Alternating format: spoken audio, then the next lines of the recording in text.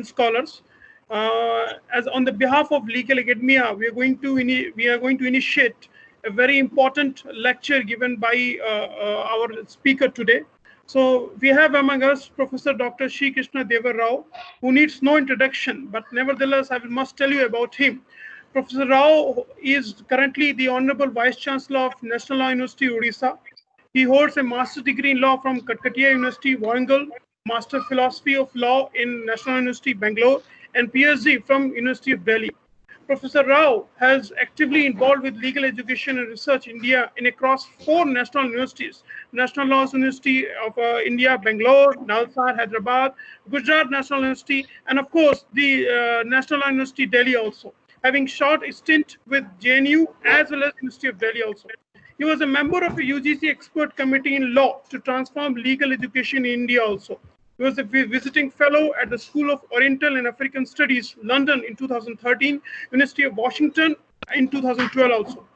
Professor Rao was also engaged with several research projects with UK India Education Research Initiative, UNDP, Law Commission, Ministry of Law and Justice, etc. also. He was a consultant to the Indian Medical Association, Swedish Development Corporation, Sir Dorabji Tata Trust, CRI, and Swedish National Science Foundation. Sir, we warmly welcome you. We are honored to have your presence, and we are looking forward to hear your broad perspective on rethinking custodial justice in India also. Over to you, sir. Yeah. Thank you, friends. What I would plan next 45 minutes to 1 hour is to introduce the basic concepts and principles which are very important when we look at the custodial deaths in India. Of late, we have been hearing about some of the incidents, but I wanted to take you back to the objective of criminal procedure. Why a criminal procedure? What are the safeguards provided to an accused or a suspect or detainee, both in the Indian Constitution and also in the Criminal Procedure Code, Indian Penal Code, and Indian Evidence Act? When the Indian Penal Code, Criminal Procedure Code were about to be enacted, there was all of you know, there is a disbelief in admission of statements made to police or confession made to police. Students of criminal law, constitutional law are aware about this, whether it is in the section 25 of the Indian Evidence Act or section 161 to 164 of Criminal Procedure Code, several of these safeguards. This disbelief or the role of monitoring of the police or role of the monitoring of the entire custodial justice system was given to the courts, primarily to the judiciary, starting from a magistrate to the Chief Justice of India. That's where we need to understand the entire legal regime has attempted to develop a framework. That framework, we all know, there is an age-old conflict in this framework. What Herbert Packer, long ago, American criminologist in 1960s, said, there are two models of criminal procedure or two models of criminal justice system. The one model is which believes in a crime control model. And the second juxtaposed to that model is due process model. This is not today. In 2020, we are discussing. This is age old. I wanted, before American criminologist Herbert Packer, I wanted you to, some of you may be aware, the torture commission in the Madras presidency in 1850s. You know, the Indian legal history, we have to study through three presidencies in India: Calcutta, Bombay, and Madras. Later on, the several princely states came together, several states, union territories. But the evolution of the Indian legal system started with first Calcutta presidency, then Bombay and Madras. During that time, the revenue system, police system, almost all integrated together. The revenue officials also used to enjoy the police functions. So there several complaints went to the Madras presidency that the revenue officials are using several barbarous, torturous, inhuman, degrading methods to collect revenue. Naturally, all the governments, whether the colonial government or the present governments or all over the world, they depend on the taxes.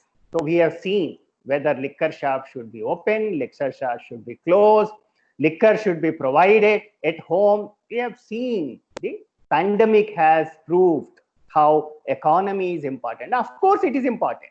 Everybody needs to have, okay, even to spend on people's social justice programs also you need for the government. So I will not go into details of that. I wanted to just look at what is this torture commission, which was established in the Madras presidency in 1850s, when several of these villagers, people complained about excessive use of force on the farmers in the process of collection of revenue.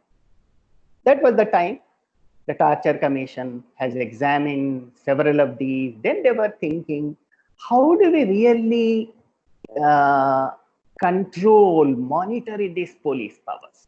Then later on came police separate came, revenue came, and then we have seen even the prosecution was also part of the police, later on several developments.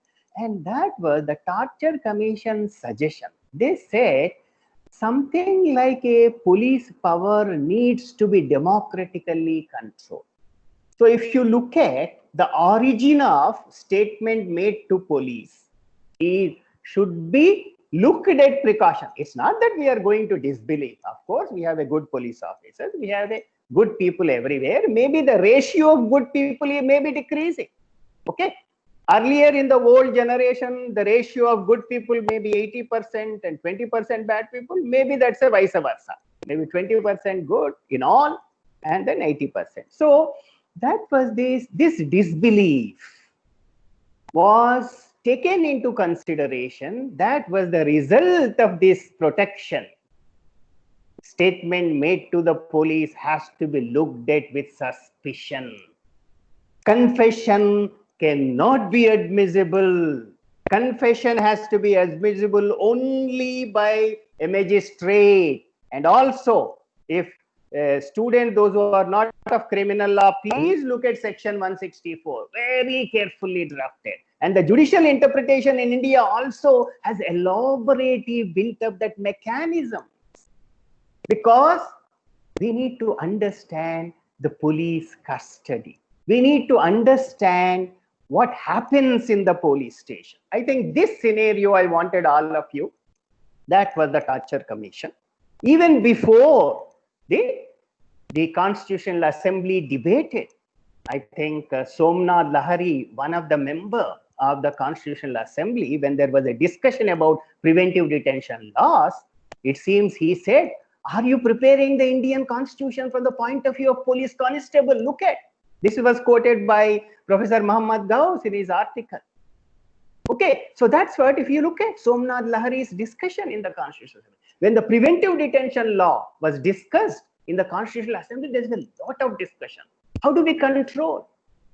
Colonial state is different. Democratic Indian state is different. How do we make this distinction? How do we safeguard, inbuild, and also take care of law and order? But not law and order will prevail over the rights of the people. I think that's where this dilemma that was the Torture Commission has mentioned. That's the dilemma Herbert Packer, before teaching criminal procedure core almost all over India, generally we start with this debate because students have to understand. Students have to understand what are these rights, what is this paradigm. Okay, so that's what the Thatcher Commission, then the Herbert Packer in 1960 has clearly articulated. Always criminal justice system, criminal procedure all over the world have to think about first this debate. Crime control model, police, the government, naturally they wanted to repress the crime, reduce whatever the crime, prevent the crime, and therefore they want quick results. Whereas the due process model, in fact, you know about the debate in the Constitutional Assembly and in the Indian Constitution, whether we should have a procedure established by law or due process of law. People say that was that time Rao suggested that don't put due process into the Indian Constitution, procedure established by law will be enough to take care. And we know that Maneka Gandhi attempted to bring back that. Okay, so I will not go into that debate. And here, I think in Nandini Shatpathy case, Justice Krishna Iyer again explained how Indian police station looks at. So before we understand the custodial justice system, we need to understand these things. What Justice Krishna Iyer memorably described the scenario of custodial institutions and the position of the accused in the Indian police station. I quote, "The pulse of the agitated accused." You know, pulse means when a person is brought to the police custody, anxiety, fear, phobic reactions, we don't know what will happen. He's not going into marriage reception. He's not going into an engagement party. He's not going into a collector office. He's not going into any other public institution. What is that? Justice Krishna Iyer says, pulse of the agitated. Why? Why should be so anxiety, phobic reactions, trauma? I think that we need to look at. So he begins with what is the scenario of custody. The pulse of the agitated accused, handcuffed and interrogated, the rude voice and ready rod of the head constable, and the psychic strain, psychological strain, verging on consternation, sobbing into involuntary incrimination are part of the scenario of the police investigation and its inherited phraseology. I think that gives a complete picture.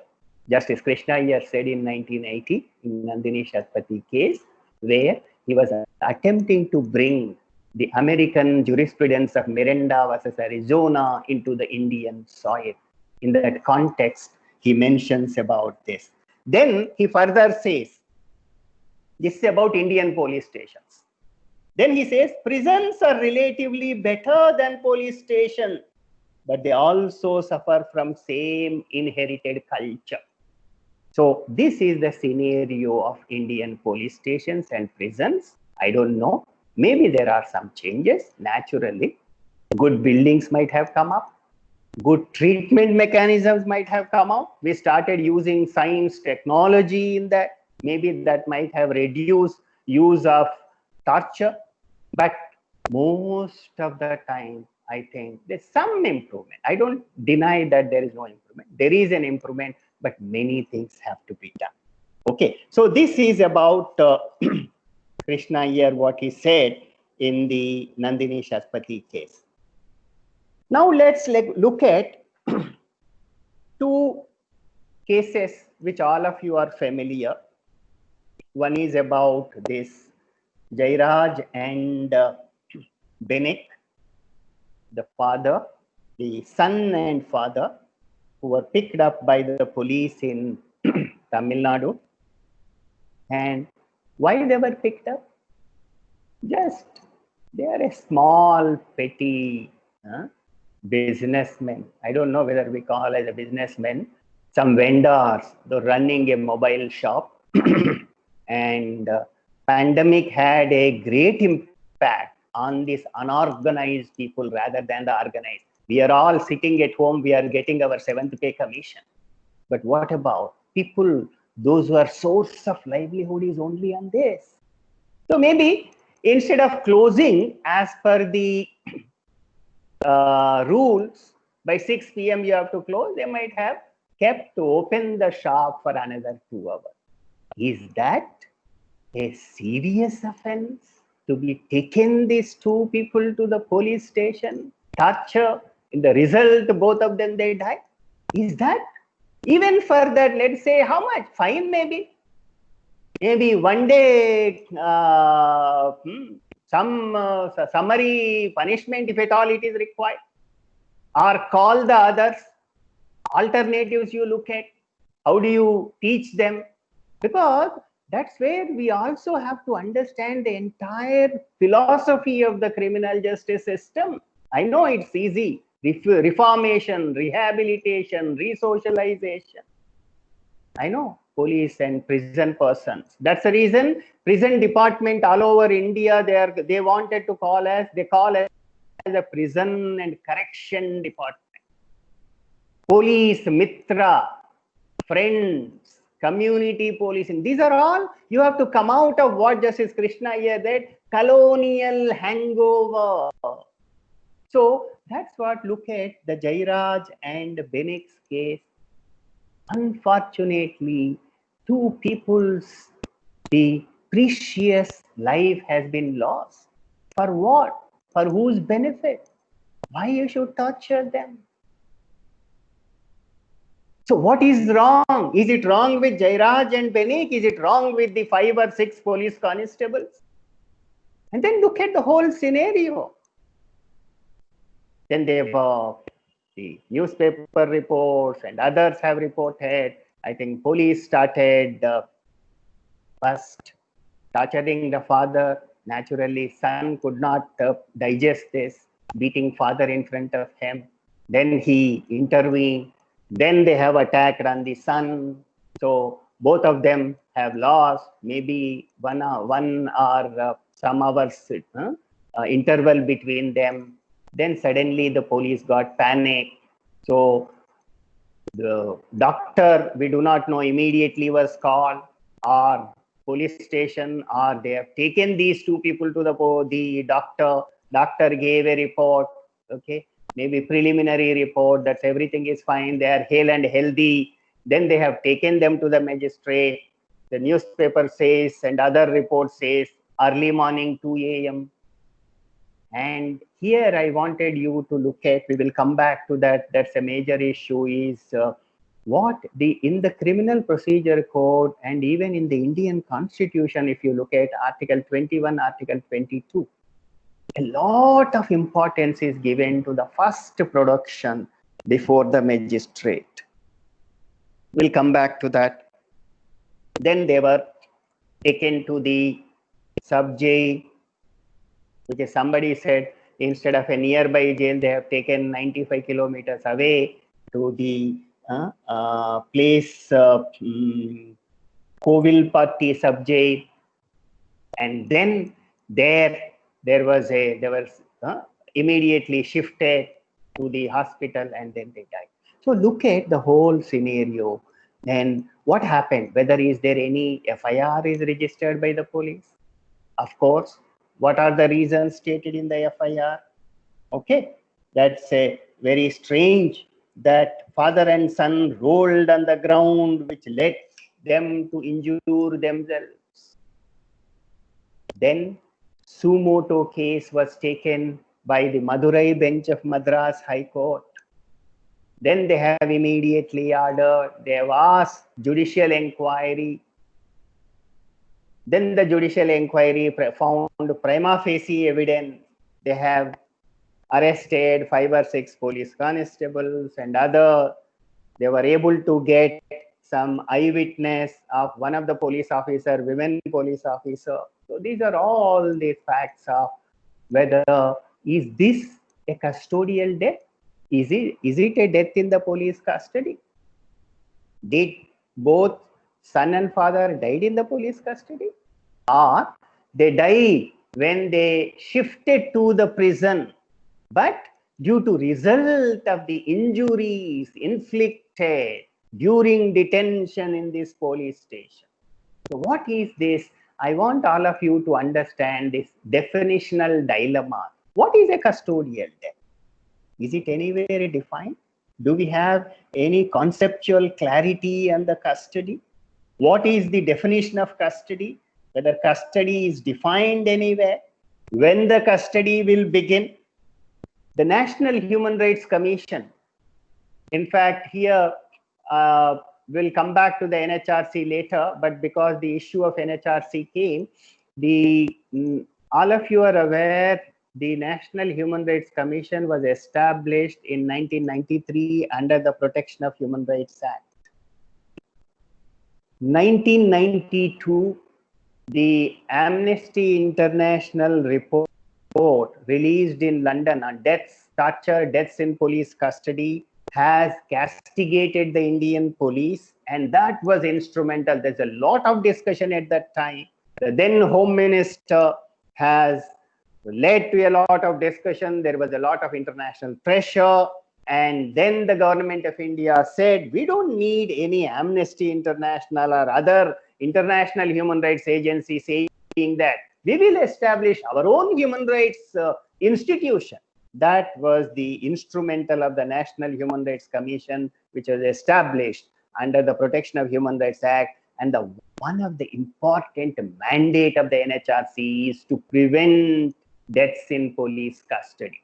So here, the NHRC classifies, if you look at the annual report of the NHRC, they classify the custodial deaths into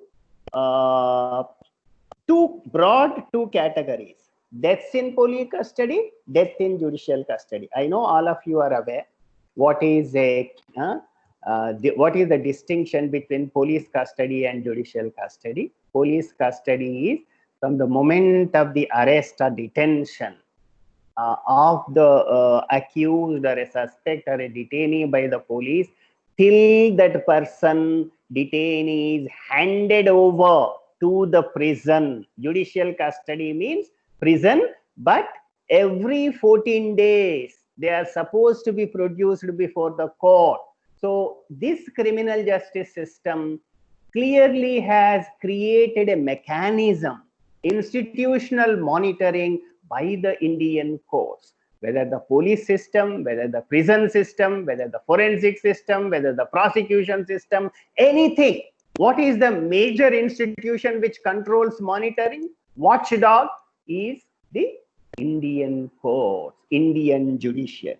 So they have broadly classified them into the police custody, deaths in police custody, and deaths in judicial custody. We know there are other deaths also happen. This is the general definition given by the. Now let us come to the second case of Vikas Yadav before we move into definition. I am here in the first aspect of first issue of, do we have a comprehensive definition of deaths in custody in India? Is it provided anywhere? How do we define this? This I call as a definitional dilemma of custodial deaths. Second case of Vikas Yadav we have seen. Vikas Yadav is a gangster, okay, and maybe notorious. Maybe he has a lot of support from many people. We do not know who are these people, okay, but he was operating for many years, and like we hear about when we look at our Bollywood films speak about underworld dawn of Bombay. So we do not know Vikas Dubey has reached to that level, but he has a huge net of operation, Vikas Dubey. So Vikas Dubey, people were trying. If you followed all this electronic media and news media, They tried to went to one place, and then there was a series of his people have shot dead police constables. Then they went, people say somebody has informed him. He went to Madhya Pradesh, and somewhere on July 2nd, 3rd night, he was caught. And some people said he immediately apprehended danger to his life. He was being taken, and on the way we have seen that there's a mysterious, suspicious circumstances under which he died. I leave it to the court and other to look at both the cases. I am here as a law teacher looking at what is this? Is this a custodial death? Is it a other death? What is an encounter death? What is extrajudicial execution? I am here looking at how do we define a custodial death. Jairaj Benik is, of course, there's two different cases. There's a poor people. He is also maybe a poor, but he has become a gangster, maybe with many things. Social, economic background, slightly maybe different after that. And here is Jairaj and Benik, those who have been arrested by the police and tortured and then taken to the process after the remand to sub-jail, and he died. So whether he died, technically he died in the judicial custody. As per the National Human Rights Commission definition of judicial custody, he died technically in judicial custody. But the ill-treatment, torture, use of force did not happen in the judicial custody. So if a person dies as a result of the injuries received in the police station, later on the way also he died, whether should we call as a custodial death? Or we follow NHRC, deaths in police, they use these two terms, deaths in police custody, deaths in judicial custody. Okay, then let's look at Vikas Dubey. He was arrested, he was detained naturally, he was on the way taking towards, okay, maybe the UP, on the borders. I think all these stories you have seen. I think whether he has tried to kill, maybe he has attempted to kill. Somebody said the Supreme Court newspaper reports that one of the UP police said he tried to cut the leg of the police and then try to escape, and in that process, right to private defense, he was killed. But I am looking at, I am not going into let the court and the investigation, whether CBI or other will decide both the cases. But I am looking at, is it a deaths in police custody? Of course, Vikas Dubey is also a death in police custody. Let me come here, pause for a moment. I wanted all of you also to discuss.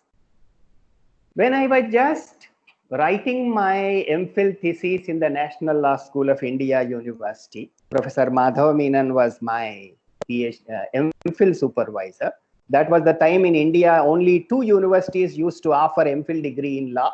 The old Jawaharlal Nehru University MPhil in International Legal Studies, and Professor Madhav Menon introduced the first time in India, like a model national law school in India, in Bangalore. He also created this new program called as MPhil in law. It took almost 3 years for us. My MPhil thesis was evaluated by 2. Professor Upendra Bakshi was one of the examiner, and another one was a very senior police officer. These 2 people. And so, therefore, in that MPhil, I worked on these deaths in police custody. I raised some of these issues.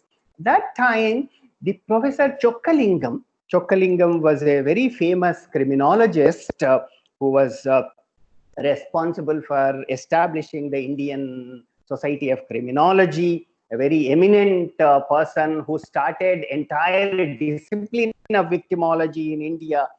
Of course, now we call as father of Professor Rajkumar, but I should say he is Professor Rajkumar, he is Professor Chokkalingam's son. Anyhow, I will not go into Professor Chokkalingam. In fact, what I want to tell is, when you have a research, you need to have that sense of urge to learn. I was just looking at, what is the origin of this disbelief in the police system? Somebody told me, go to get Tartar Commission report. In fact, that's like this report I was able to find in South India. Kannamera Library in Madras has all the major research reports. Like London, you have that anything if you wanted to read about colonial India, you get only, not in India, not even in Tinmurti Library, one of the best library in India, but in the London, that library. Similarly, I was able to catch hold. That gave me an idea. Then I was just Chokkalingam. Professor Chokkalingam told me, look at the Australian Institute of Criminology. Australia also has a lot of indigenous population. John Pat, a 16-year-old indigenous person, was taken into the police custody in 1983, and then he died later.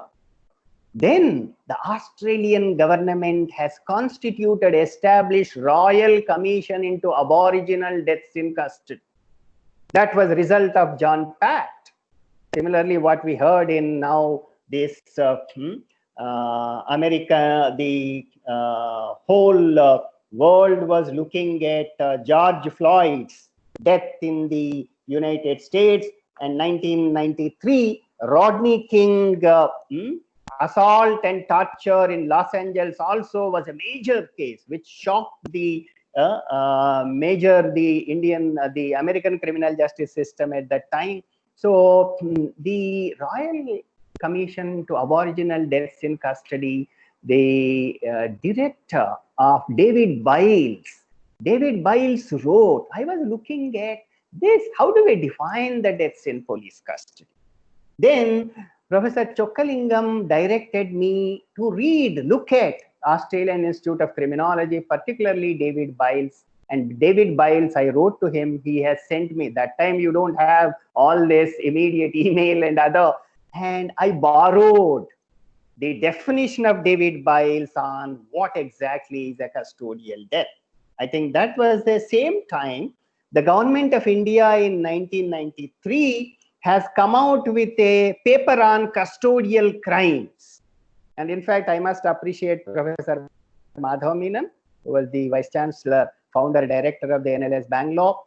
I think Justice K.N. Singh was the chairman of the that law commission at that time. They were writing about this, and he has asked me, he has asked me that you write the comments, I'll forward. I think that was on September 2nd, 1993. Professor Menon has asked me, you write about what do you think about, because you're working for your MPhil degree, you write your comments on this paper on custodial crimes, working paper on custodial crimes. And promptly, Professor Menon has forwarded my comments directly to Justice K.N. Singh, the former Chief Justice of India. 1993, he was the chairman of the Law Commission. I write this. I quote what Professor Menon wrote. I gave it to my junior colleague Sri Krishna Deva Rao, who has been working on the subject for his MPhil dissertation. He promptly put down his comments in writing, which I thought I would forward for your kind consideration. In that, I mentioned about first issue we have to deal with is how do we define.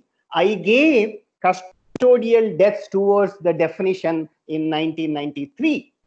And I mentioned that the Australian Institute of Criminology come out with that.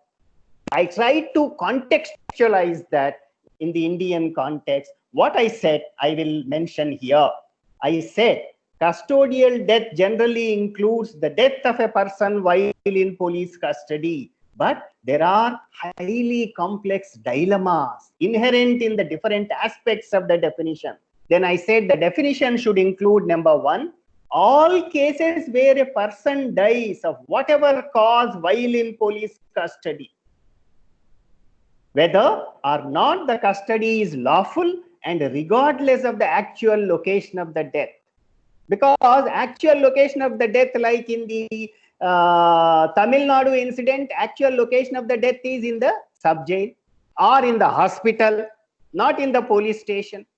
Look at Vikas Dubey case. Vikas Dubey case is also not in the police station, on the way to the police station, outside.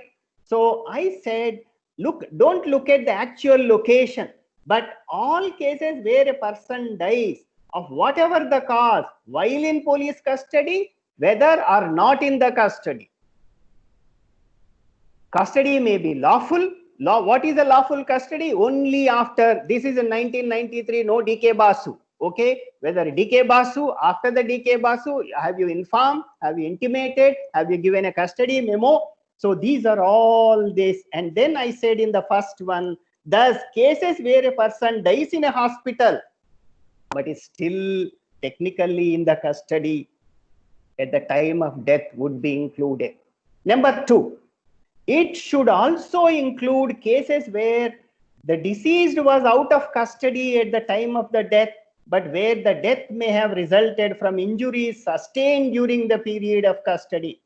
For instance, the prisoner was terminally ill, was released, and a few days before or few days after the release, death occurred. But the result is because if you look at Workmen's Compensation Act, occupational hazards. Look at that. Workmen's Compensation Act is similar. A person, because particularly asbestos industry or something which is prone, the person may not die, may not get problems of health while working in the course of employment, but that aggravates the death after he retired, maybe after a month, maybe after 2-3 days if he died. Now look at parallel example. So that's what I said, the second one. Then I mentioned also, if you look at Saheli versus Commissioner of Police Delhi, AIR 1990 Supreme Court. So I mentioned in this case, a writ petition was filed by the women's organization Saheli on behalf of 2 women who were forcibly evicted from their accommodation in the active connivance of the local police. During the eviction, one woman was severely beaten by the police. Like her, even 9-year-old child was also not spared. The injuries inflicted on the child led to fever, pneumonitis, and the later finally resulted in his death. So what do we call this? Death of a child. Look at the Saheli case. Look at, you can give. People's Union for Civil Liberties, People's Union for Democratic Rights. In fact, if you look at People's Union for Democratic Rights, has investigated, submitted their own report in every, almost all deaths in police custody in Delhi. You look at Inquest. Inquest is an international human rights group which is located in London. What is their mandate? Just to provide legal services in all deaths in police custody.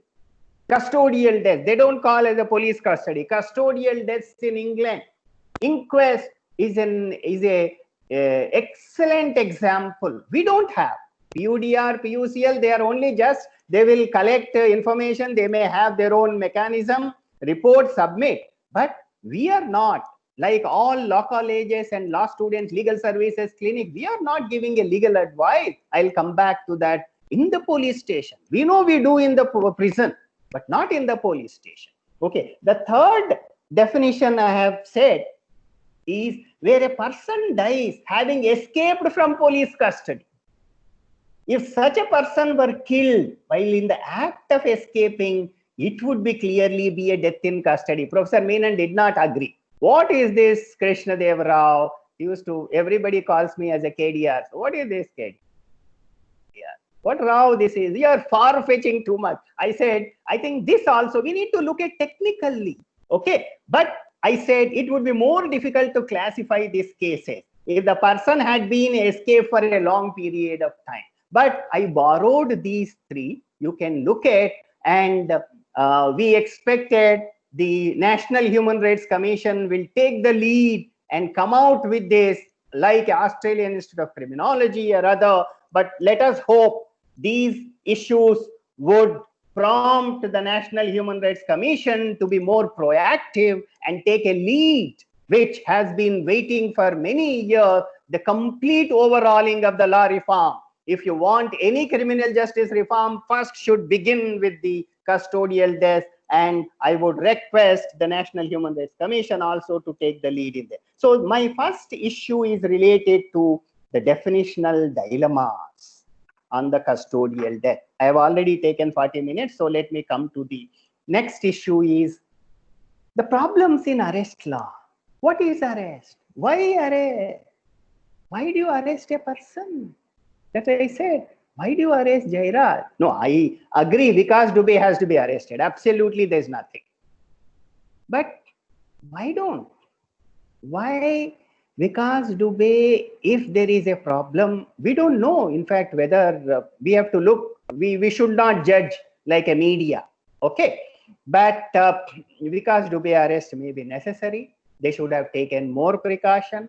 If this more information would have come out, we should look at completely not killing of ex Vikas Dubey. We have to kill the entire system behind it.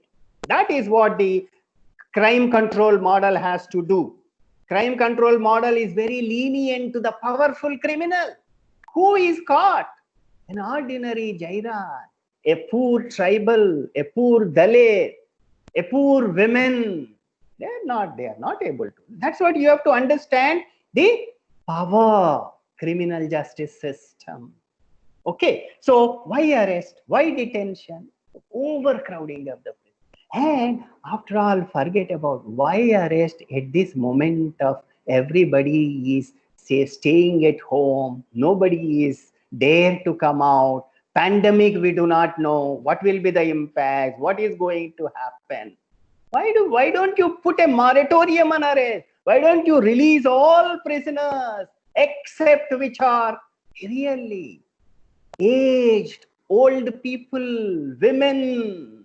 Why at all? What is the object? Why don't we have Karuna, Daya, Kshama? These are all the ancient Indian values. So that's my first issue is, and long ago, the Law Commission said, Supreme Court said, arrest is the last priority. We have amended section, Criminal Procedure Code, we said section 439A. Why should you arrest at all? Why you should interrogate him in the police custody at all? Nandini case, they said. Why a woman has to be called? Nandini Shatpathy, former Chief Minister of Orissa. Why you should call? Why don't you call, have a conversation? So these are all this. That's a second issue I wanted about why custody. And then I'll come to the third is, I'll come to the first production before the magistrate. That's a very important, because we need to understand the person, arrest, detention in the police custody, then later production before the magistrate. There are several cases, but one case which generally I mention is State of UP versus Ramsagar Yadav, 1985 Supreme Court, and Khatri. If you look at, you know about Bhagalpur blinding case and other, and Justice Bhagavati, who was hearing the when the Bhagalpur blinded prisoners were produced before the Supreme Court, he asked, these people, these hardened criminals, maybe they are professional criminals, dacoits, they have been produced before the court's magistrate several times. None of the magistrates have asked them how did they receive injuries in their eyes. Absolutely, he was shocked. Then immediately he said, first, let us send them to the hospital. He said, Bihar state government should provide entire medical aid to these blinded prisoners. All India Institute of Medical Science, there's a Rajendra Prasad Institute of Medicine or something just in the same campus of AIIMS. He directed, first provide health relief to these blinded prisoners. And he was shocked. Why a magistrate is mechanically routine, he is signing the remand paper. That is the first crucial phase in the criminal procedure. As a criminal lawyer, that is the major phase. That's where all our friends, those who enter into the profession, they will get a bail application only during that time.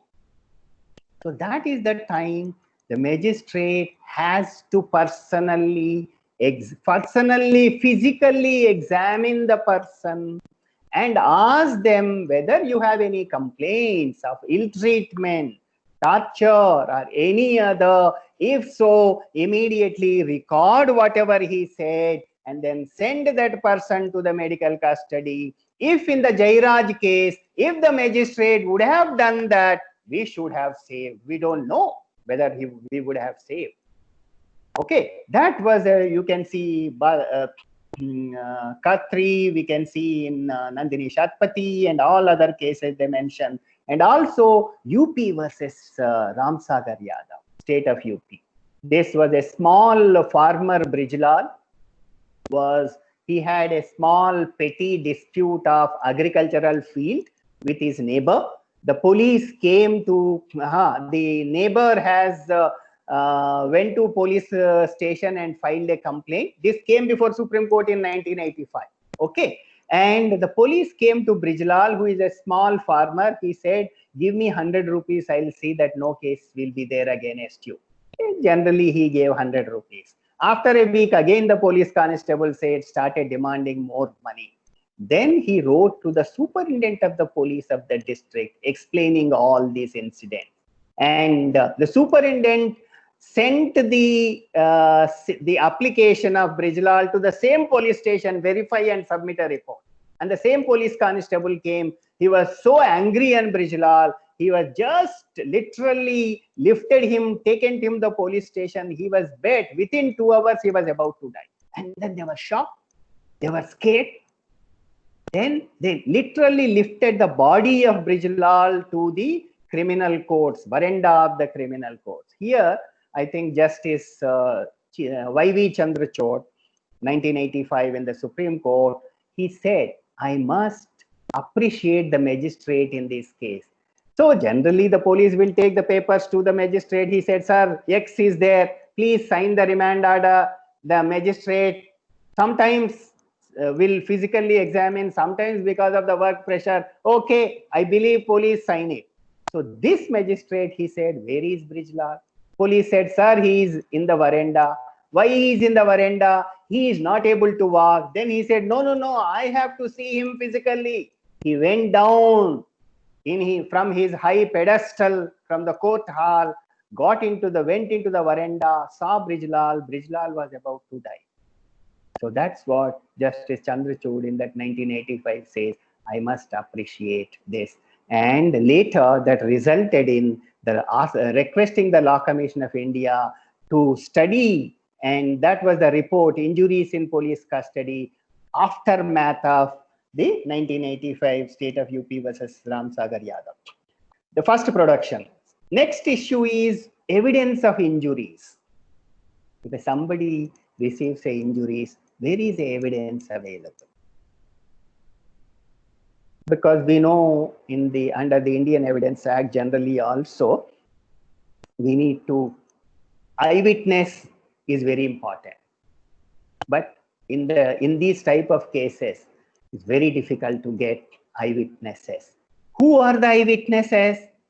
Eyewitnesses should be either the co-detainee at that time in the police lockup, or now CCTV cameras, or the police constable themselves, because actual witness of torture is very difficult to get. So mostly you depend upon circumstantial evidence. But the major evidence is on post-mortem report.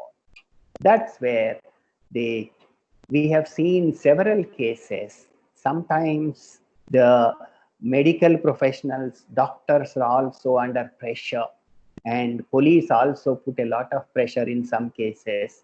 And some cases, the doctors give correct, authentic report. Sincerely, they write about cause of death, but majority of time there's a pressure. They falsify autopsy and post-mortem report. In fact, in my the Law Commission of India in 1993, I wrote about this also. I said post-mortem report, role of doctor. I have given several examples of commissions of inquiry in Andhra Pradesh. I was able to get all this report. So I wrote to them that post-mortem report is a very important evidence, and the scientific examination to ascertain the cause of death, which assist in the identification and prosecution of guilty. But in reality, police influence and pressurize the doctor to manipulate the report. Various commissions and courts have proved this fact, how the real reason was suppressed and distorted to shield the guilty officials. So therefore, the manipulation of post-mortem report has to be clearly, if a doctor manipulate the post-mortem report, I think action should be taken against the doctor by prosecuting the doctor for abetting the crime, violating the medical ethics, and Medical Council of India should take strict disciplinary action against them. I also wrote some these into this RCT. IRCT is an international human rights group which works on, particularly in the medical professions all over the world, which work with the United Nations. I think some of these have published this in 1995 in their journal. So therefore, post-mortem, and again, post-mortem report should be given within 24 hours of death, and a copy of the report should be given to the relatives of the victim. And the relatives of the victim should be allowed to be present during the post-mortem examination. If there is a report is in dispute, right to post-mortem examination by independent doctor should be recognized. The courts in India have done this. NHRC also has mentioned about the video has to be made of the post-mortem autopsy report. Filming, they said, video has to be submitted. And I must appreciate here the first chairperson of the National Human Rights Commission, Justice Ranganath Mishra in 1993, first time has come out with several guidelines. If you look at, in the case of custodial deaths and encounter deaths, I compliment the National Human Rights Commission of India, those who are 2 steps forward when it comes to the Indian Supreme Court in creating guidelines and procedural mechanisms for investigation into the custodial deaths. And this is the first chairman of the National Human Rights Commission. Second is Justice Venkatachalaya. When he was the chairperson of the National Human Rights Commission, he was instrumental and responsible for creating the procedure for investigation into encounter deaths. I think these are some of these. Then comes the next issue is inquest and judicial inquiry. We have the 2005, the EU 176 CRPC mentions about this. Earlier, the inquest into the suspicious death of person in the police custody or judicial custody used to be by the executive magistrate, but later on 2005 it was amended. They made as a mandatory judicial inquiry by magistrate, and they have added 176(1)(a) and 176(5). And we also have a public interest litigation before the Supreme Court in January 2020. In spite of these mandatory judicial inquiry in cases of deaths in police custody, very 30%, 20% judicial inquiry, majority are executive magistrate conducts. That's what we have seen in this case of Tamil Nadu. It is a judicial inquiry which has led to the prima facie case. Then the next issue is legal aid and services in the police station. This again, I must compliment when Justice Venkatachalaya was the chairperson of the National Human Rights Commission. He has given even a permission to the law college's legal services clinic. He gave a letter that you can go and visit the police station. Here we must understand, in all the custodial institutions, visits to the custodial institutions is a very simple and effective mechanism to prevent arrest. But visits, we know it is there under the law, under the Prison Act. but there is no similar law when it comes to the police station visit. If you look at the Prison Act, there is visitorial mechanisms which is mentioned. The district judge, district medical and health officer, and recognized people, they can visit the prisons. But whereas in the police stations, there is no similar mechanism which is existing. The United Nations mentions about that. The Convention Against Torture mainly focus on this.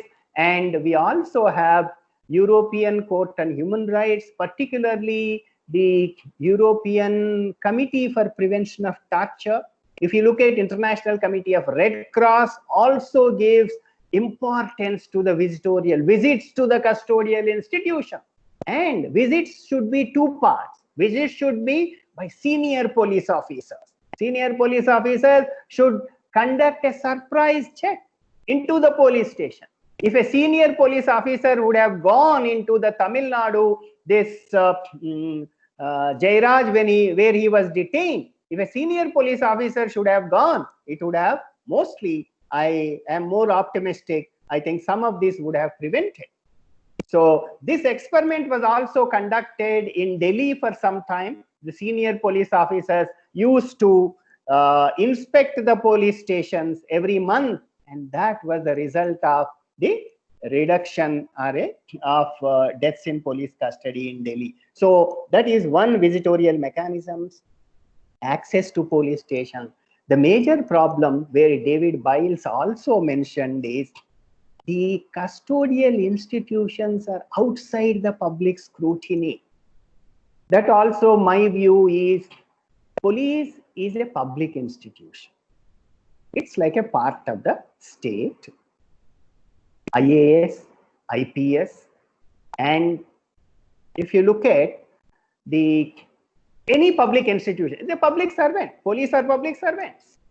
So, but why the people are scared even to visit a police station? Simple thing. Why? Why that anxiety?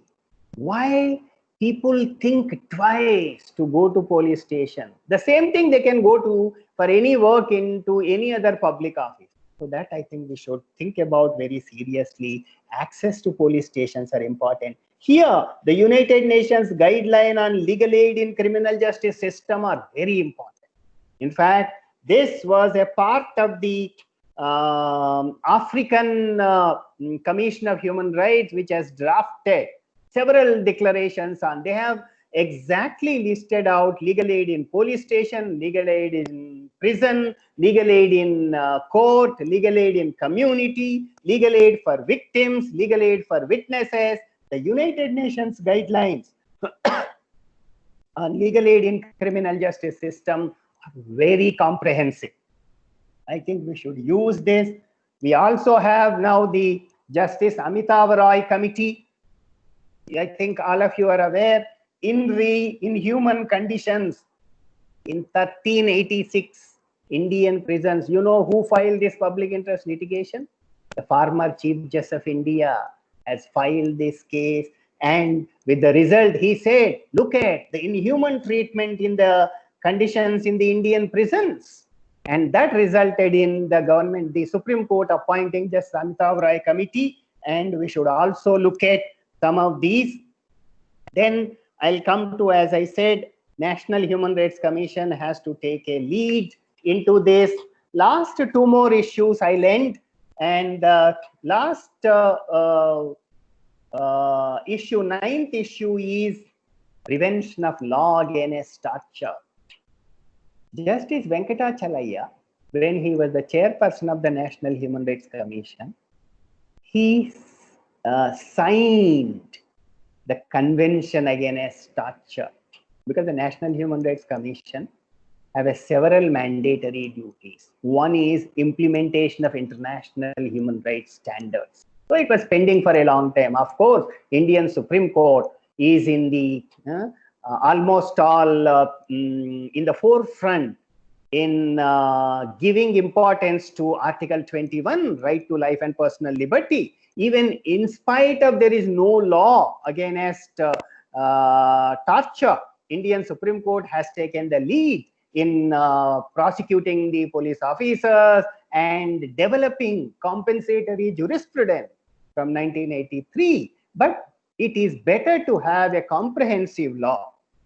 So that attempts were made, and Justice Venkatachalaya signed, but so far Government of India has not ratified. It's pending since 1997. Later we had Ashwin Kumar, former law minister. His case, I don't know whether it is still pending with the Supreme Court or dismissed. And then the Rajya Sabha, Lok Sabha made an attempt, Indian Parliament made an attempt, came out with a draft prevention of torture law, but it's still in the dustbin. Last is, what we need to think is, these are not isolated incidents, whether Jairaj, whether Vikas Dubey, whether X, Y. I think there is something, the culture prone to violence. I'm not saying only police have to be blamed. Of course, we also have, because easy to shout, no, easy to, no, difficult to speak, gentle way. That's a human culture, maybe. I don't know, is a peculiar Indian culture, or all over the world human beings suffer from this, maybe that instinct characteristic. So that is a part of the human being's development, personality development. Okay, we see shouting has become a norm of the day in several other. So I wanted to drive the point, these are not the isolated incidents. There is something culture prone to violence. I think we should try to. I think it's easy to say, as I said, but somewhere long ago, this 1958, I think, Khosla Commission, 1978 National Police Commission, several commissions, Supreme Court has said, when will the Indian police become people's police? When police and people work together, when the people and police will develop a cooperation, partnership, what we have been implementing last 2 decades on community policing. We have seen police were in the forefront during the pandemic. They have become friends of the police. They are trying to transform this subculture prone to violence into the people's police. There are maybe rare incidents like this, but we need to address this issue of police subculture, prison subculture. That's what everybody develops their own subculture. Teachers have their own subculture. Okay, every professional culture they call. Okay, maybe the culture of a school teacher is excellent, exemplary. That's what students remember. They will not remember us. They will remember their school teacher. So that's a culture of sincerity, culture of honesty, culture of, no, we need to develop, inculcate values among the students. When come to the college, हम तो ठीक है, आराम है, सब है, 7th पे मिल रहा है, क्यों करना है? I tell my colleagues, not teaching in the class, interactions outside the class is important. This is an opportunity. Where will you get this opportunity as a teaching profession? This is what the joy you should have. So similarly, police also, not just working law and order, they have a lot of pressure, work pressure, conditions of the police station, conditions of this police service may not be good, conditions of prison may not be good, but somewhere we have to think about. Here, I think this Canadian professor, he in an excellent way says, true all over the world. He says 4 concepts: authorization of violence, routinization of violence, legitimization of violence will result in dehumanization. After all, do you think police will be happy torturing a person? Do you think other law enforcement institutions will be happy? We don't know why they have become. Is it a work pressure?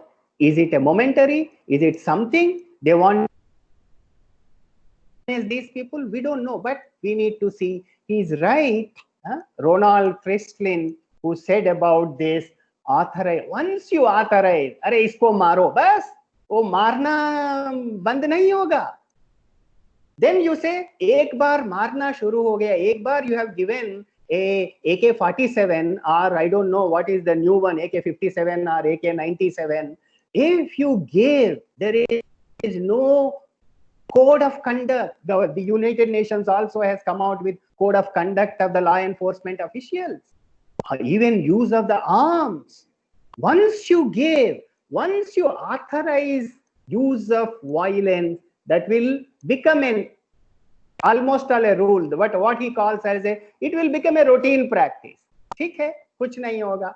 Section 197 है, nobody will prosecute. Okay, so then it comes legitimize होता है, कुछ नहीं है, हम देख लेंगे, तुम करो. Then in the person, in the result, what is he taking? He is becoming dehumanized. अरे एक बार घर में कोई बच्चे को, भाई maybe anger, now everybody is undergoing the stress level staying at home, एक थप्पड़ मार दिया daughter or son. No, maybe the anger, then you realize, what I have done? Is it the way? Did I get? Maybe there's a very interesting grave and sudden provocation. You should read that section 300. That you should look at what is grave and sudden provocation. But even then, that's wrong. That's bad. Even under grave and sudden provocation or right to private defense, how can I kill? Can you bring back the human life? So these are all, I'll end with these. These are not the isolated incidents from 19, maybe we discuss pre-emergency, post-emergency Indian society, or pre-emergency, post-emergency, post-globalization legal society, but it's still continuing. There are improvements, there are development, but there's a lot of methods needs to be done. So I end with this, and I also see that the legal academia also has a role. We need to strengthen the legal aid services clinic. If you look at Sheila Barse, the justice mentioned in the 1983 Justice Bhagavati, first time in 1983 in Sheila Barse, he has visualized that legal aid institution have a primary role in preventing the custodial violence. Maybe in Joginder Kumar in 1994, Justice Venkatachalaya first time brought custody memo into the Indian criminal justice system through the Police and Criminal Evidence Act of UK. And A.S. Anand was also signatory with Justice Venkatachalaya and Joginder Kumar. In D.K. Basu, A.S. Anand became Chief Justice of India. And because he was a signatory to the Joginder Kumar, he took a lead. But D.K. Basu still, it requires a lot of rethinking under D.K. Basu. D.K. Basu is not just sufficient. D.K. Basu should not remain on the writing on the walls of the Indian police station. It has to be reality implemented. I think D.K. Basu, after D.K. Basu, A.S. Anand also became the chairperson of the National Human Rights Commission. But we need to build, I think, several of these gaps in the legal system. I think as a role of the law teachers is, how do we strengthen legal aid services to prevent these custodial violence? How do we help the police also? We are also equally concerned on crime prevention, not just juxtaposing only the due process model, but no compromise on this. I think that's where exclusive legal aid clinics working in the police station also may help. Exclusive legal aid clinics, strengthening the legal aid services clinics in the police station and prison and other working with the criminal justice system maybe will help. And I believe we need also create a new brand of criminal justice paralegals. I think they will be the best persons in dealing with this. United Nations legal aid guidelines of the criminal justice system mention about the criminal justice paralegals in both prison, both police station and other, I think that may be the optimism we all have to look for this. Thank you. I look forward to questions. Thank you. Thank you so much, respected sir, for your comprehensive overview of the rethinking custodial justice in India. It was indeed pleasure to hear from you about your observation, your experience, and where you have mentioned number of cases, number of issues which has not been addressed till now, despite being number of recommendations made by number of commissions also. Thank you so much, sir. We sincerely thank you. So now we request our participants, our attendees, to raise any questions if they want to ask. Sir, may I ask a question? Yes, sir. Please go ahead, sir. Hello, sir. My name is B.S. Patil from Goa. Sure. Yes, Patil. KDR, sir, my question is that there is a stark change in the way we look at custodial death. From, I think, last 1 or 2 years, there is a lot of celebrations surrounding the custodial deaths. Now, with this change of approach, that like this kind of approval from the society is going to give them more and more courage to do this extrajudicial killings. Your opinion on that, sir? Patil, the celebration and approval of is there for the extrajudicial executions and encounter. I don't think in all cases, but we have seen in Hyderabad when this rape and death of this student in Hyderabad, and then immediately police, when they caught hold and then killed them in encounter. I think that is one. But that's where I wanted all of you to make a distinction between a death in police custody and other deaths, extrajudicial execution. So I don't know what is an answer for this, why people approve this, but that is a very rare, some examples, not all. But in custodial deaths, I don't think. Deaths in police custody, there is no approval or celebration. That also, as I say, the revenge. Somewhere we all have failed to bring that reformation, rehabilitation, resocialization concept. So, as I said, for each one of us, just getting angry is very easy, but calm, quiet speaking is very difficult. So attitudinal changes has to come. Maybe society has to be at various levels we have to think about. Maybe electronic media might have directly or indirectly has contributed to this. Or naturally, we are all becoming more crime control model and trigger happy people. I don't know. Yeah. Yes, thanks for this question, Patil. Yes, dear participants, if you have any other question, any of the attendees or participants, if they wish to ask any question. Otherwise, we can go with the concluding remarks.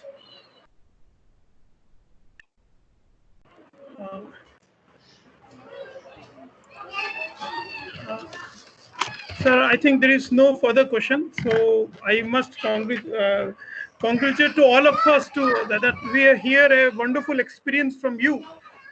With regard to the concluding remarks, I must start that how Vice Chancellor Professor KDR sir has discussed about this rethinking of custodial justice, where he discussed about the current problems and the current issues which we are facing with regard to Indian police system, where he discussed about the main importance of Nandini Satpathy case, where Justice Krishna Iyer have discussed about the very famous line, that is the pulse of agitated accused and handcuffed interrogated. So that line itself seems to be very important for us to interrogate and to come out the issues altogether. He also discussed about the the important issues of Miranda versus Arizona cases, how the American jurisprudence, which we can inculcate in our Indian system as well altogether. And he made a very important line by his research also, that whether we need, as a researcher, we need to think over it, whether the prisons are relatively better than the police station or not, considering the two current cases with respect to the custodial death in the Tamil Nadu and the Vikas Dubey case in the UP also. And where he also discussed about the most important perspective altogether, that is the definitional dilemma altogether. Whether the custody which has been defined anywhere, does it play a very important role altogether? He further discussed about the NHRC report altogether, how in NHRC report, the police officers has to be more humane to the women, to the mentally ill children, and also with regard to the under trials also. There have been certain NCRB report, National Crime Report Bureau also, which plays a very important role also. And while researching on this issue altogether, I came to know that in the year 2018, number of cases which has been cited out also, only 30% of cases have went across to the judicial inquiry. So that's major matter of concern altogether. Respected sir also discussed about the classification of death in police custody and judicial custody. But the most interesting part where he discussed altogether, that whether all those cases of death which occurs in police station, whether that custody has been there in the case of lawful or it is not lawful. And in fact, the location of the death also seems to be very important. Thank you so much, sir. This point explore us for a researcher like us to understand the nuances altogether, that what is actually the origin of mistrust between public and society. And that is why he referred about the community police system also. Sir also discussed about the most very important case, that is state of UP versus Ramsagar case also, where the recommendation is where the court of law have made recommendations to bring more changes under the Indian evidence sets, so that we can deal with the issues of burden of proof during the trial system also. Sir has discussed about the crucial challenge which you're facing with respect to direct evidence, since it is very difficult to get the eyewitness altogether in these cases also. So in those cases, the circumstantial evidence and the post-mortem report, and especially the inquest, plays a very important role. So those areas seems to be very important role, where the role of a doctor or the post-mortem report seems to be a very important thing also. Sir has also discussed about the legal aid institutions, how they play a very important role. A very comprehensive view which he has discussed about the DK Basu case also, and other issues which seems to be very important also. Sir has also discussed about the Saheli versus Commissioner of Delhi, where the death of child seems to be very important. That case seems to be a very important milestone in studying this whole introspector also. He also discussed about the number of cases which have been filed by the Unions of Democratic Rights in all the police history across the India. Now that seems to be very important literature for all of the for the researcher like us also, that how the People Union of Democratic Rights have articulated those representatives in various courts and what is the outcome altogether. He also discussed about the problem in the arrest law also, where the crime control model seems to be, whether it has been lenient to the those people who are powerful or those people who have patronage with the political parties or not. Now this seems to be a very important area for us to understand the criminological perspectives altogether. Then sir has also discussed about the other crucial issues altogether, where he discussed that how a culture system seems to be important also. He has discussed that now whether our society is culture prone to the violence also or not. So where he discussed about the police subculture, which is very much important altogether.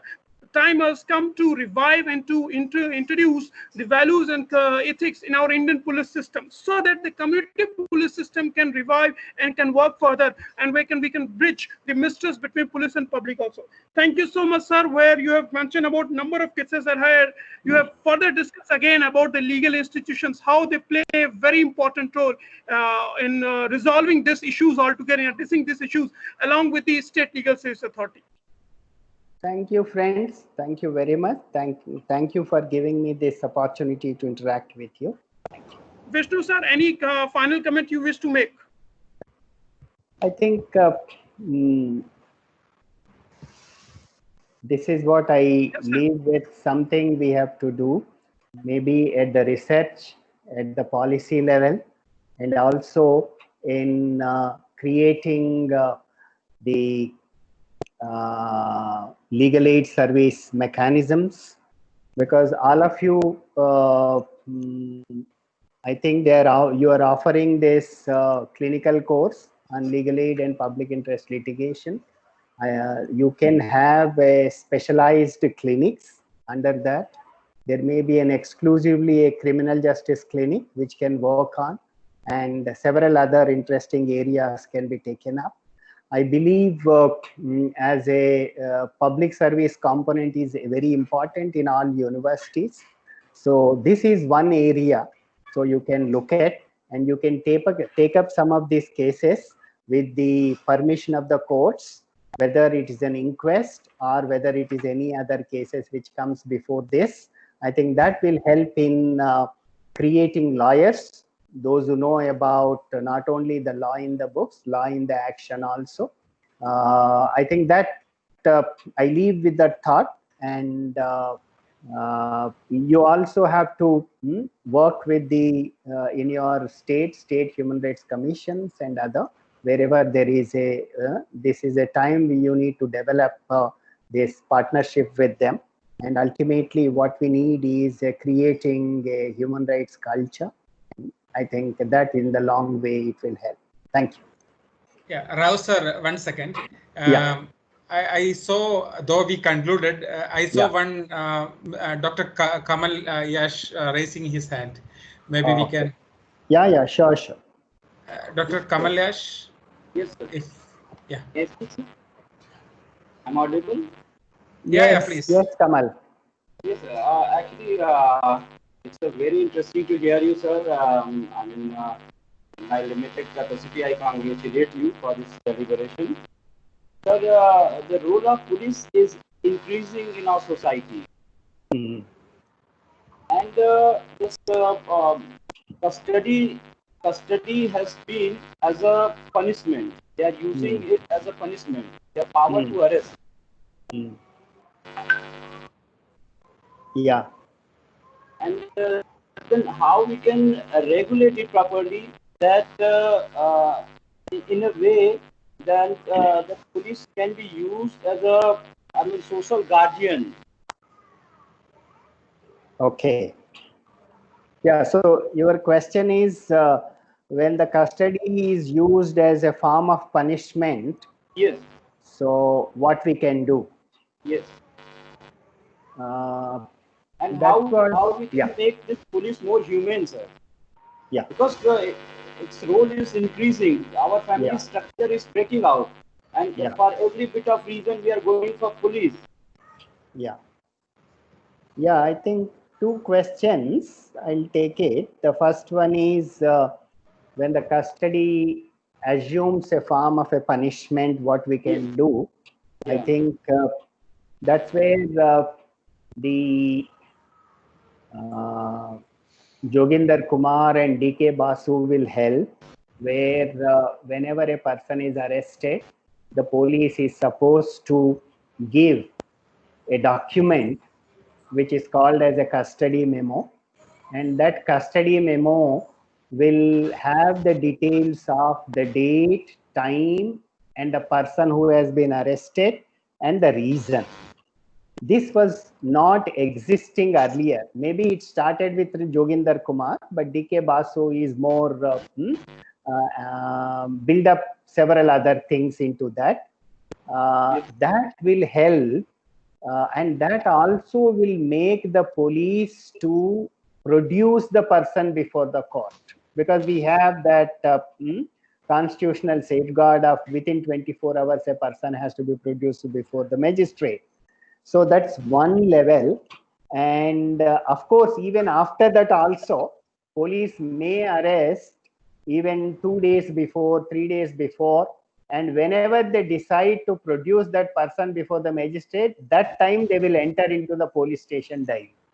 So, but if it is there is a proof or any other evidence that there was an unlawful imprisonment, unlawful detention in the police custody, we have seen the compensatory jurisprudence which was developed by the Indian Supreme Court. Okay. And so that will help in filing a compensation. And the National Human Rights Commission, State Human Rights Commission, including the high courts, are in the forefront to provide this compensatory jurisprudence. That's the answer to your first question. But you need to have an evidence, and that evidence will help in getting a compensation. Second is a larger issue is how do we make police more humane? I think firstly, it showed the process already started maybe in last 20 years, the orientation to the police and new young people coming into the police system at the top level and starting from the subordinate or the bottom level. Then the conditions of the police are also slowly improving, their salary, their work conditions and other. We have also seen the old methods of crime investigation is slowly being replaced. Earlier, the investigation method is you start from criminal to crime, and now slowly the science, technology, even the use of forensic, going to the spot, collecting, and they are more cautious. And this is after the human rights commissions have been set up. There are also even within the state, there is also a senior police officer. There's a human rights cell within the state government also. There's a state human rights commission, national human rights commission, and also senior police officers also. They're not sparing a police officer who is involved in this. So that's a level, but what is required is a more attitudinal change, and more like a Section 197 is still a stumbling block for the prosecution of guilty policemen, even though in several cases, even the Supreme Court and High Court said, if a police officer is involved in torture, which is not a lawful duty, the Section 197, which is a prior sanction of the government for prosecution of the public servant, including the police officer, will come to the rescue of a sincere, honest police officer who has done a duty as a part of the lawful duty. But this is not. These people, those who are involved in the Jairaj and other, I don't think it is a lawful duty. So therefore, we need to look at, and the court also should be more clear. More than that, it is ultimately the senior police officials. I think they have to be more cautious. As I said, the simple methods of, if there is a clear incident of a police officer is guilty of these violations, I think they should take a punishment, suspend, take a criminal prosecution against that, remove from the service. I think unless you do that, crime control should also be done against a guilty police officer. Due process model also should be given to the police officers. But once you do that, then there is a scare. No, you look at deaths in police custody has almost all reduced when compared to the earlier levels. But still, attitudinal changes. Ultimately, they have to build a partnership, friends with the community, and community should come forward to help the police. I know that public participation in the criminal justice system almost all very nil. If you look at, this was again an interesting case which came before Justice Krishna here in one case that came from Delhi. That is a case of a stock witness, Premchand Paniwala case. Very interesting case.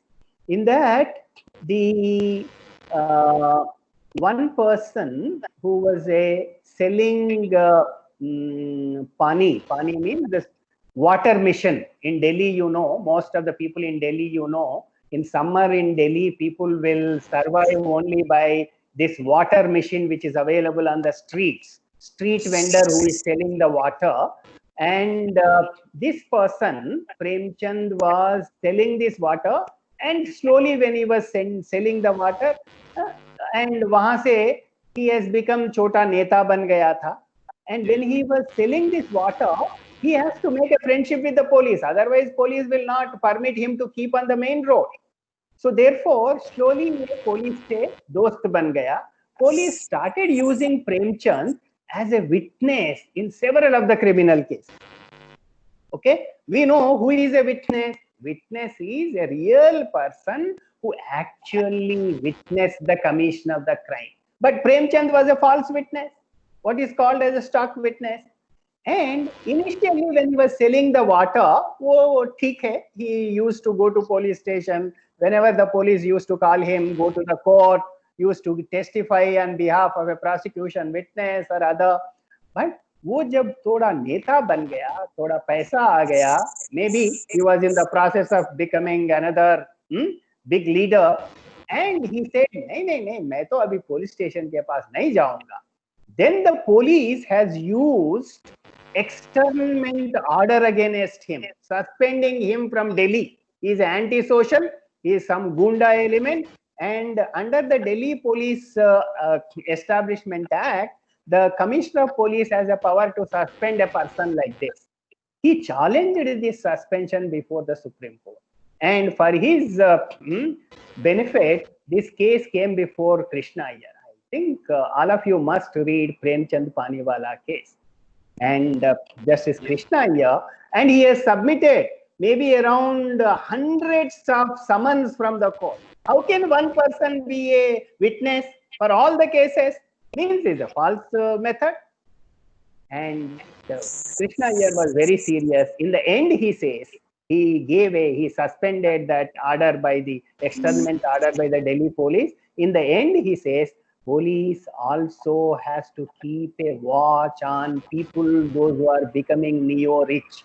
Quote unquote, neo-rich means ordinary people becoming more rich. So you should be careful how they are amassing this wealth, which was not there.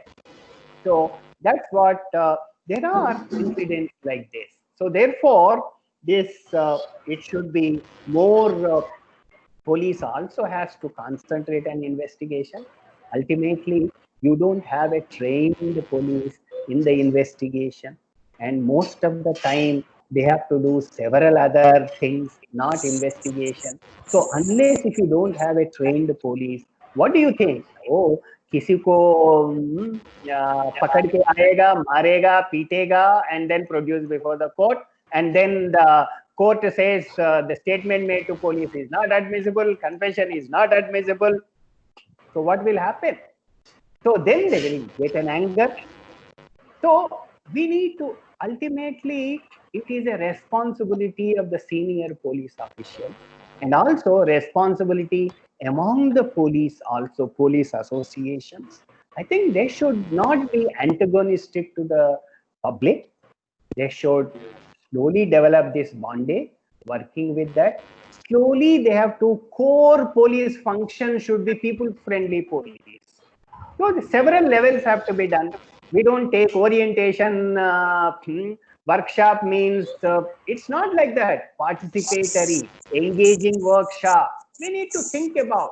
I think some time ago, there was a discussion when the whole rape law was being amended. They had an exclusive workshop for the judges, session judges. Some of them have asked, this is a very interesting methodology we need to learn of orientation and training. Some participant asked a judge, sir, don't mind, okay? You share yesterday night your whatever the sexual act with your friend who is sitting beside you. Just something like that. And the judge got angry. What you are saying? Should I share the sexual act or intercourse I had with my colleague? Then he said, look at what happens. A rape victim comes before the court. Look at that. What are you asking? When we asked, even share without other, only two of you are sitting. These are all the, mostly the district and session judges and senior judges who work in the criminal court. So what are you doing? When a judge is asking, narrate what happened, ye kya ho gaya, kab ho gaya, kaise ho. What is it? Similarly, that type of methodology, that type of engaging. Why do you beat? ऐसा बोले तो कोई नहीं बोलेगा. Slowly, what happens when you take a person to the police custody? It has an impact, social impact, cultural impact. Okay. Hey, एक बार police घर आ गए तो no, naturally entire the family is completely destroyed. So I don't know, because orientation, this human police requires several strategies. I think we need to invest. We need to invest like vaccine research. We have to invest. Vaccine will not come all of a sudden from heaven. You have to invest. You have to have a research R&D. You have to develop. You have to encourage science, technology, people. Okay. Similarly, you need to invest in the training. Training is not a class attend karo, khatam ho gaya. वो police officer says, वो police मुझे बुला रहा है, क्या workshop है, मुझे sign करता हूँ, मैं जा रहा हूँ. So I don't know. I think this is a major.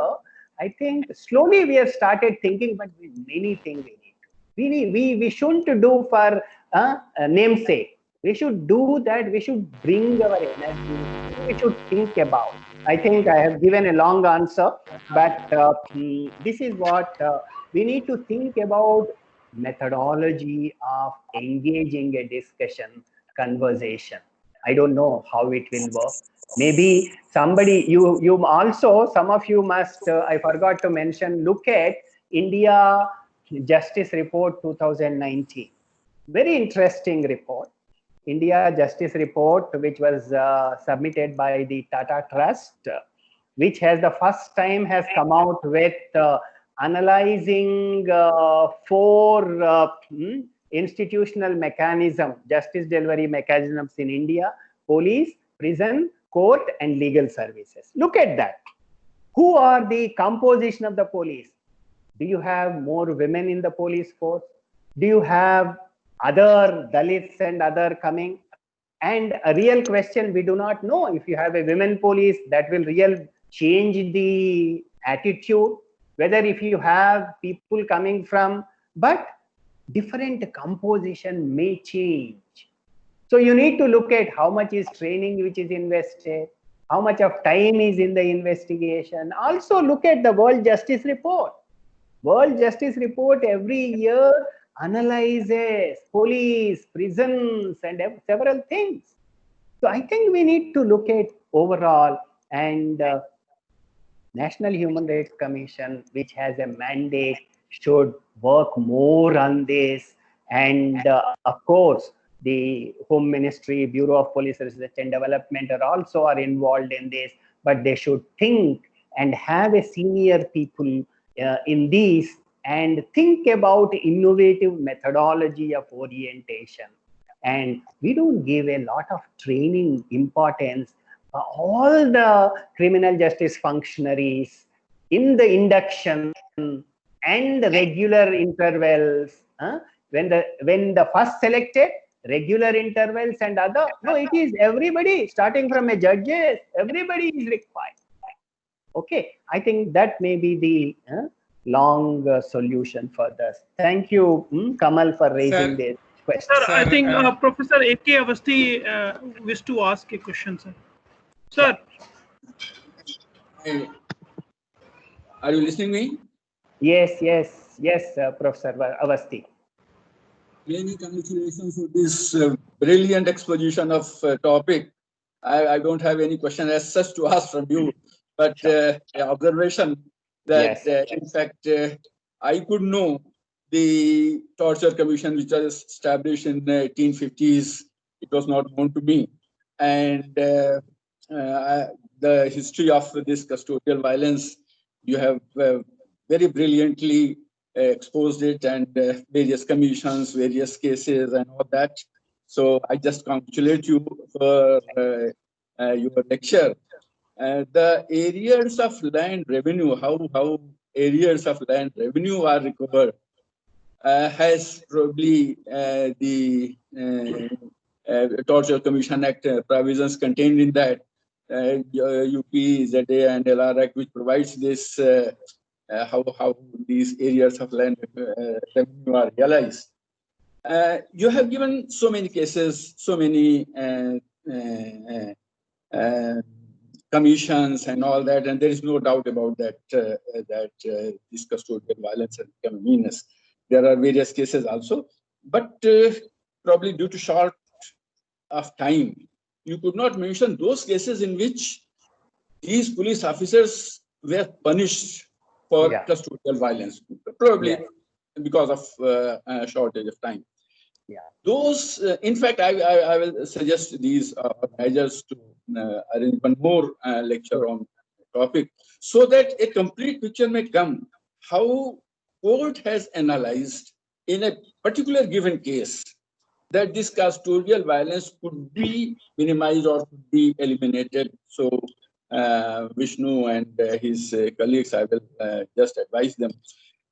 Because there are many cases, whether it is a criminal offense or it is a civil offense in Nilbati Bahra case, so many cases, Punjab killing cases. Compensation has been awarded, violation of Article 21 is there. But as you say, this problem is going on. Very recently, we have seen it in Vikas Dubey's case or in that Tamil Nadu case. These are just a week has not been passed. What has happened, and one person asked a very interesting question, and he said there is celebration of some of such custodial deaths or violence. It's true that there is some celebration in some, even in Kanpur. We have witnessed some social media clips in which people are celebrating the death of Vikas Dubey. They are distributing laddus and all that. So, first of all, in fact, not only machinery is there.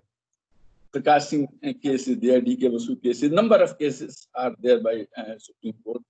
In one that Delhi case in which probably an IPS officer was convicted for this, if I remember well, I'm not sure about that case, the name of that case. So, how to strike a balance between these celebrations and the plight of those victims? What should be the criterion? These are the issues, and I will request you to guide some student who can do research on this topic, as Professor Menon had asked you to do research on that. So some students, or not only some, many more students can be advised to research on this topic, because it is in a diverse way that these things are happening. And after some time, newspaper will also stop reporting them, and ultimately, police gets a renewed power to indulge in such acts. So, thank you very much for a very, very brilliant lecture on this. Though I don't know as such to criminal field, but I enjoyed it very much, and I thank the organizers for engaging you in this discussion. Thank you very much. Thank you so much, Professor Awasthi, for raising a wonderful observation on the issues also. Vishnu sir, any final comment you wish to make, sir, or Professor Krishna? Yeah, thank you so much. And of course, sir, the Legal Academy will also do whatever is possible from our side to strengthen the legal aid initiatives. And on behalf of the Legal Academy, I am currently talking to different agencies, and maybe with your guidance, we'll be able to contribute in this initiative. And next week, we have Professor Sridhar, who is the Dean of Penalty University and the former Information Commissioner, and Professor Naisar, speaking on right to information. And maybe, I mean, I have also given the link of a movie in the chat box. The title of the movie is The Unthinkable. in the context of Professor Rao's lecture, speech, maybe that movie is also relevant. Of course, there are many movies, but this movie is much relevant. So maybe you can consider watching this also. And this lecture will be uploaded on our YouTube channel. And our Facebook group also. So this discussion can continue in both those platforms as well. Yeah, thank you so much, sir. Thank you, Vishnu. Thank you very much. Thank you, sir. Yeah. Thank you, Avasti, sir. Thank you, Subair. And thank you, everyone, for joining us. Thank you. Bye.